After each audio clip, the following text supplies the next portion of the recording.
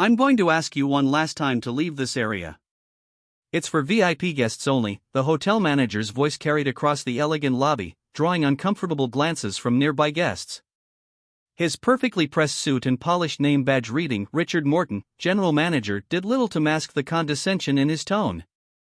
Dr. Maya Richardson stood calmly by the private elevator, her Hermes laptop bag resting against her designer pantsuit. At 38, she had grown accustomed to these moments, though they never ceased to disappoint her. The subtle scent of jasmine from the fresh flower arrangements mixed with the soft piano music playing in the background, a stark contrast to the tension building in the air. The Crystal Palm Resort and Spa represented the pinnacle of luxury in the Caribbean hospitality industry. Marble floors gleamed under crystal chandeliers, while floor-to-ceiling windows offered breathtaking views of the turquoise ocean. At $5,000 per night for their basic rooms, it catered to an exclusive clientele, exactly the point Richard seemed determined to make. Through the vast windows, the afternoon sun painted the lobby in warm golden hues, highlighting the intricate patterns in the imported Italian marble. A massive crystal sculpture of a palm tree dominated the center of the space, its faceted leaves catching and splintering light into rainbow patterns that danced across the walls. The air was perfectly climate-controlled, maintaining a consistent 72 degrees that contrasted pleasantly with the tropical heat outside. "Sir," Maya responded quietly, her voice steady and professional, "I have every right to be here. Perhaps we could discuss this in your office?" Her Stanford MBA class ring caught the light as she adjusted her bag, though Richard's attention was firmly fixed on her face, his judgment already made. Several guests had paused their activities to watch the scene unfold. An elderly couple wearing matching polo outfits whispered to each other, while a young woman in yoga attire shifted uncomfortably on one of the hand-carved mahogany benches. At the concierge desk, Thomas Chen, the assistant manager, moved restlessly, clearly torn between protocol and what he was witnessing. "I don't need to discuss anything in my office," Richard continued, stepping closer. The Italian leather of his shoes made soft sounds against the marble floor. "I've received complaints about you attempting to access restricted areas. If you don't have proof of residence in our executive suites, I'll have to ask security to escort you out." Maya took a deep breath, maintaining her composure. The silver pendant at her neck, a gift from her father when she completed her doctorate, felt cool against her skin. She reached into her bag, but Richard held up his hand dismissively. "A fake keycard or borrowed ID won't work here. We maintain very strict standards at the Crystal Palm." His emphasis on the hotel's name carried an obvious implication about who belonged and who didn't. The lobby's water feature, a masterpiece of glass and crystal creating a perpetual cascade, provided a soothing background to the mounting tension. A family checking in at the front desk had stopped their registration process to watch, their designer luggage forgotten beside them. Thomas finally gathered his courage and approached. "Mr. Morton, perhaps I should mention." "Not now, Thomas," Richard cut him off sharply. "Call security to the main lobby."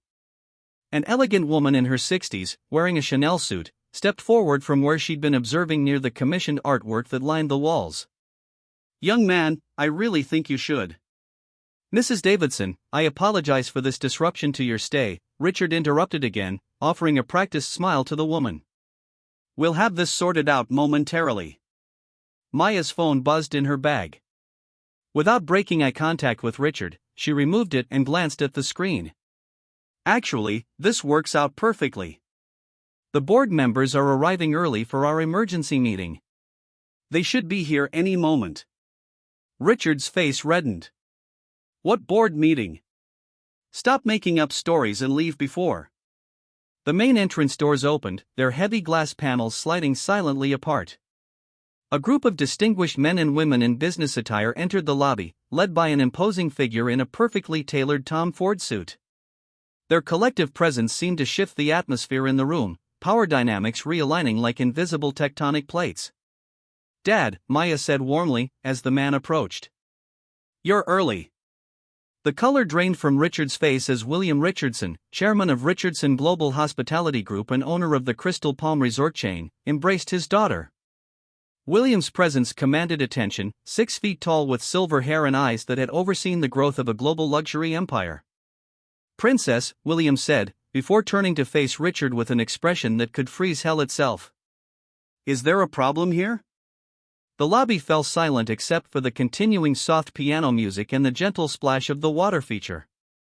Even the tropical birds in their elaborate golden cages near the garden entrance seemed to sense the shift in atmosphere and quieted their songs. Thomaschen stepped forward again, this time more confidently. "Mr. Morton, I tried to tell you, Dr. Richardson is the new CEO of Richardson Global Hospitality Group. The memo went out this morning." Richard Morton stood frozen, his mouth opening and closing without sound as the reality of his situation began to sink in. The young woman in yoga attire had covered her mouth with her hand, while the elderly couple exchanged knowing looks. Maya adjusted her blazer and turned to her father. "Dad, I think Mr. Morton and I need to have that discussion in his office after all." She paused, looking directly at Richard. "Though I suppose it's only fair to warn you, it might be a rather short conversation about your future with our organization." The assembled board members murmured their disapproval of the scene they'd walked into, while Mrs. Davidson approached William Richardson. Her Manolo Blahnik heels clicked purposefully across the marble floor. "Will, I was just about to tell this young man exactly who his new CEO was when you arrived. I have to say, Maya has handled this situation with remarkable grace, exactly what we'd expect from the new leader of Richardson Global." Thunder rumbled in the distance over the Caribbean Sea, as if nature itself was providing the perfect backdrop for the storm about to break in Richard Morton's career. The private elevator dinged, its doors opening to reveal the executive floor access that Richard had been so adamant about protecting. The same floor where Maya's office, significantly larger than his, had already been prepared for her arrival. Maya gestured toward the regular elevators. "Shall we, Mr. Morton? I believe we have some important matters to discuss regarding the future of the Crystal Palms' commitment to genuine hospitality and equality." Through the floor-to-ceiling windows, dark clouds had begun to gather over the ocean, their reflection turning the lobby's marble floors to slate. The water feature's careful choreography continued its endless dance, indifferent to the human drama unfolding before it. The piano player, who had witnessed everything while maintaining his professional performance, seamlessly transitioned into a more somber piece, as if providing a soundtrack for the moment justice aligned with authority. Thomaschen smiled slightly as he returned to his post, knowing he had made the right choice in trying to prevent this situation. The elderly couple resumed their walk toward the beach access, satisfied that they had witnessed something meaningful. The family at check-in finally returned their attention to their registration, though their quick glances suggested they knew they had just seen something they would be discussing over dinner. Richard Morton's world had shifted on its axis in the space of a few minutes. His perfectly pressed suit suddenly felt too tight, his polished shoes too slick on the marble floor. The very luxury he had tried to weaponize against Maya now stood as a monument to her family's success that would soon determine his professional fate.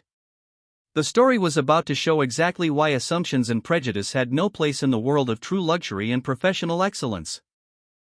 The elevator ride to the third floor was thick with tension. Maya stood perfectly composed, her posture relaxed but professional, while Richard Morton seemed to shrink into the corner, his earlier confidence evaporating with each ascending floor. The elevator's soft hum provided the only soundtrack to their journey upward. Through the glass elevator walls, the resort's pristine grounds stretched out before them, immaculately manicured gardens, three-tiered infinity pools that seemed to merge with the Caribbean Sea, and private cabanas that cost more per day than many people earned in a month. It was a testament to the Richardson family's vision of luxury hospitality, a vision that Richard Morton had just dramatically failed to uphold. As they stepped out into the executive corridor, their footsteps were muffled by plush carpeting imported from Turkey. Original artwork lined the walls, mostly Caribbean artists that Maya had personally selected to showcase local talent. Richard's office was the third door on the right, with its polished nameplate that would likely be removed before the day was done. "After you, Mr. Morton," Maya gestured to his office door.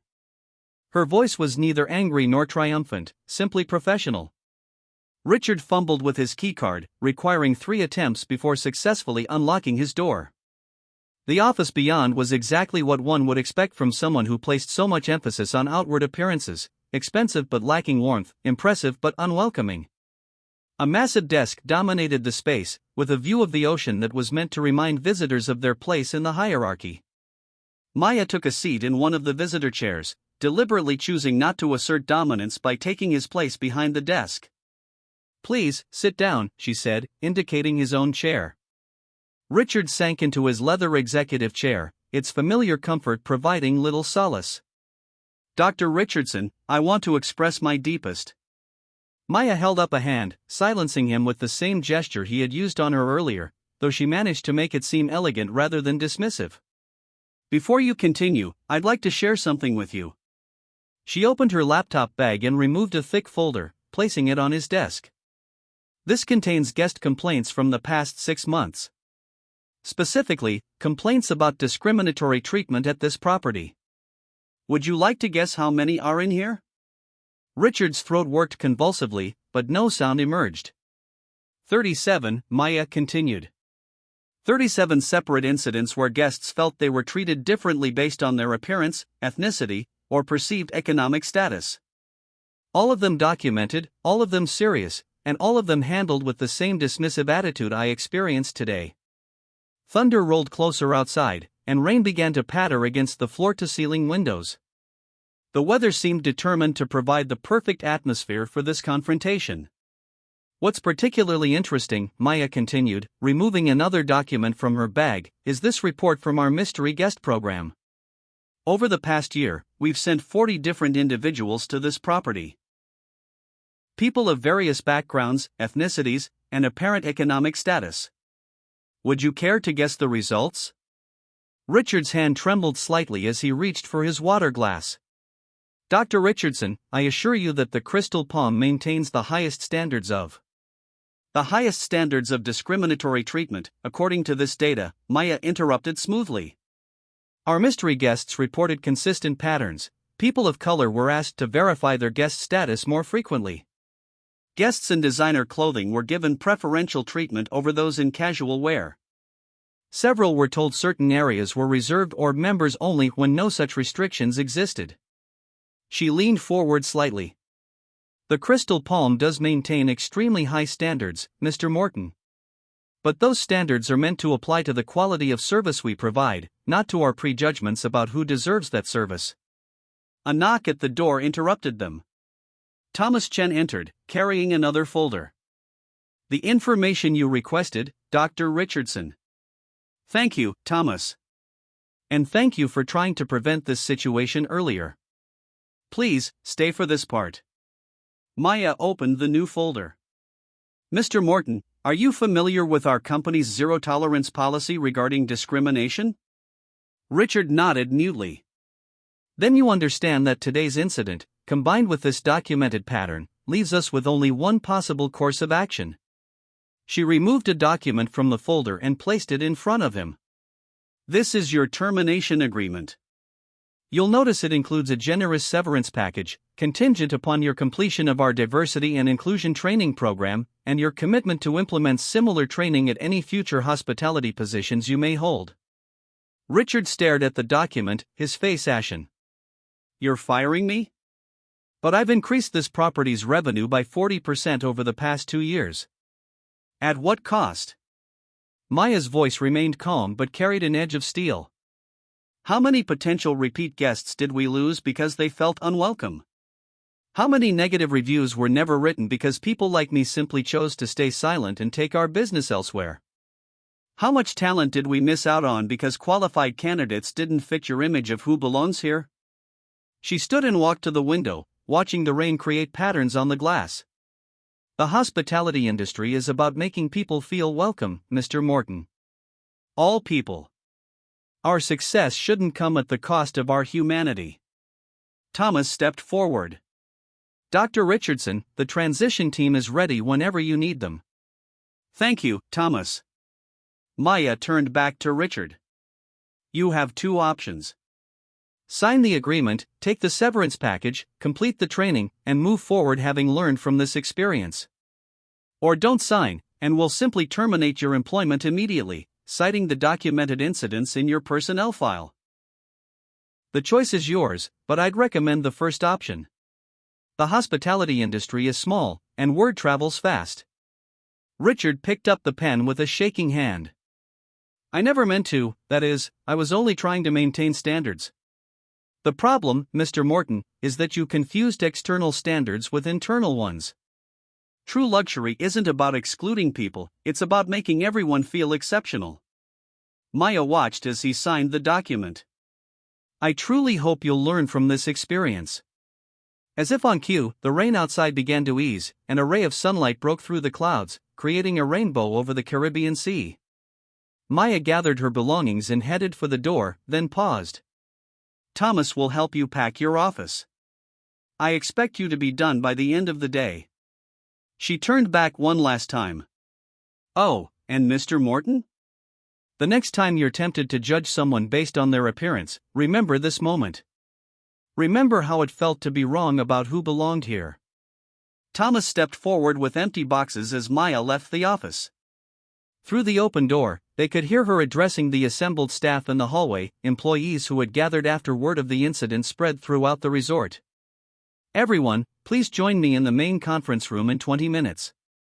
It's time we had a serious discussion about the future of the Crystal Palm, and the true meaning of luxury hospitality. As Maya walked away, her heels clicking softly on the marble floor of the executive corridor, she pulled out her phone to call her father. There would be changes at the Crystal Palm, significant ones. But first, she had an all-hands meeting to conduct, and a culture to rebuild. Behind her, the sound of Richard Morton emptying his desk drawers echoed through the hallway, a rhythmic reminder that actions have consequences, and that true power lies not in the ability to exclude others, but in the wisdom to welcome them. The storm had passed, both literally and figuratively, leaving in its wake the promise of change. Through the clearing sky, the Caribbean sun once again painted the resort in warm golden hues, as if nature itself was approving of the day's events. The Crystal Palm was about to embark on a new chapter, one where true luxury would be measured not by who was kept out, but by how everyone was welcomed in. The Crystal Palm's main conference room buzzed with nervous energy as employees from every department filled the space. Through the room's panoramic windows, the late afternoon sun had transformed the ocean into a canvas of gold and crimson. Maya Richardson stood at the front, her presence commanding attention without demanding it. Today has been enlightening, she began, her voice carrying to every corner of the room. But it's also an opportunity. An opportunity to redefine what luxury really means at the Crystal Palm. The room was packed, housekeepers still in their uniforms, restaurant staff who had stepped away from dinner preparations, front desk personnel who had left a skeleton crew to manage the lobby. Even the landscapers had come in from the gardens, their boots carefully cleaned before entering the pristine space. Thomas Chin sat in the front row, his tablet ready to take notes. Beside him, Mrs. Davidson, who had asked to attend, sat with the air of someone who had seen many such corporate moments, but found this one particularly worth witnessing. I've spent the last hour reviewing our current policies and procedures, Maya continued, pacing slowly across the front of the room. What I've found is a disconnect between what we say we value and what we actually practice. Today, we're going to begin closing that gap. She clicked a remote, and the room's massive screen came to life, displaying the resort's mission statement. Our motto is exceeding expectations. But the question we need to ask is, whose expectations are we exceeding, and at what cost? The room remained silent, but heads nodded in understanding. Many had witnessed instances of discrimination but had felt powerless to address them. Effective immediately, we're implementing several changes. Maya began listing them off, her voice firm and decisive. First, our new open door, open heart policy. Any employee who witnesses or experiences discrimination is not only encouraged but required to report it. These reports will come directly to my office, and I promise you, they will be addressed. She clicked to the next slide, showing a training schedule. Second, we're launching comprehensive hospitality inclusion training. This isn't just about avoiding discrimination, it's about actively creating an environment where every guest feels like a VIP. The schedule was detailed, covering everything from cultural sensitivity to disability accommodation. But it was the next announcement that caused a stir in the room. Third, we're establishing the Richardson Hospitality Scholarship.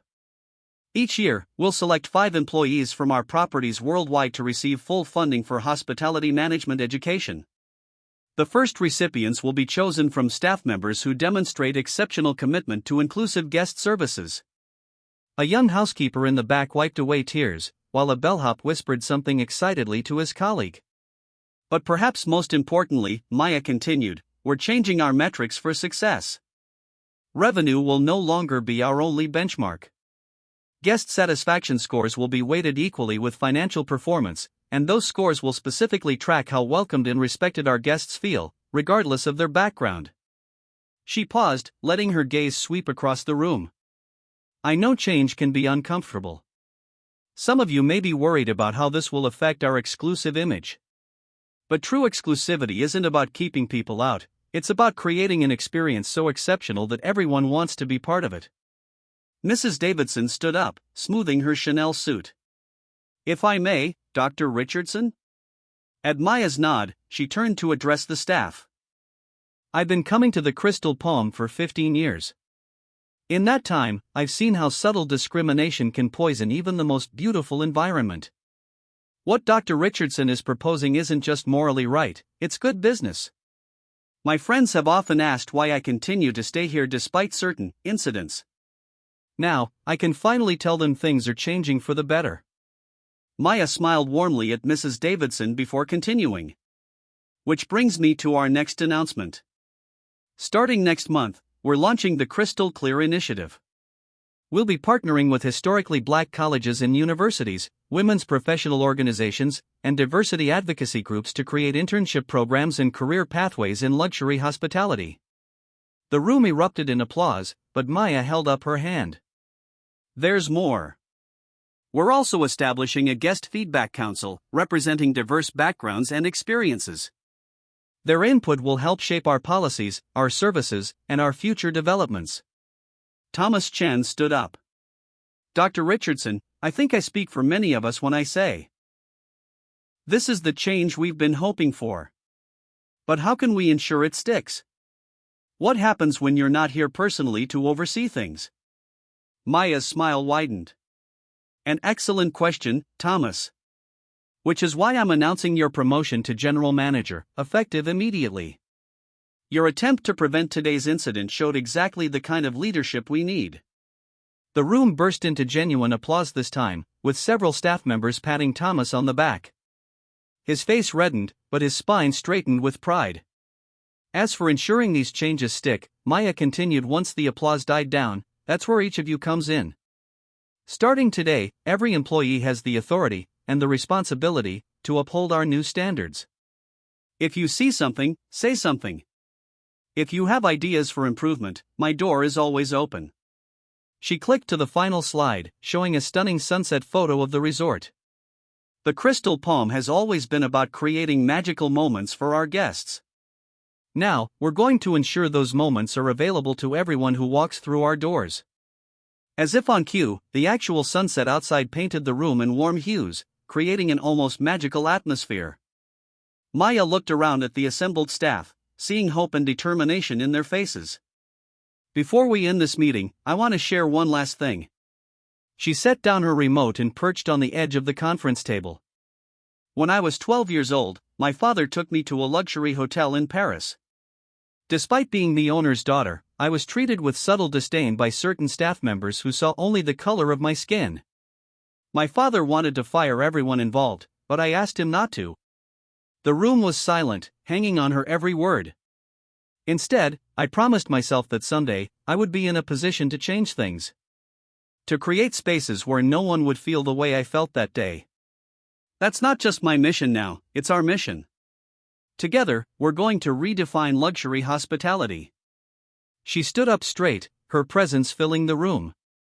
Starting tomorrow, we'll begin our new training programs. But tonight, I want you all to do something for me. Think about one change you can make in your own role to make our guests feel more welcomed. It can be something small, sometimes the smallest gestures have the biggest impact. The sun had almost set now, the last rays of light dancing across the waves visible through the windows. Maya gathered her materials, but she wasn't quite finished.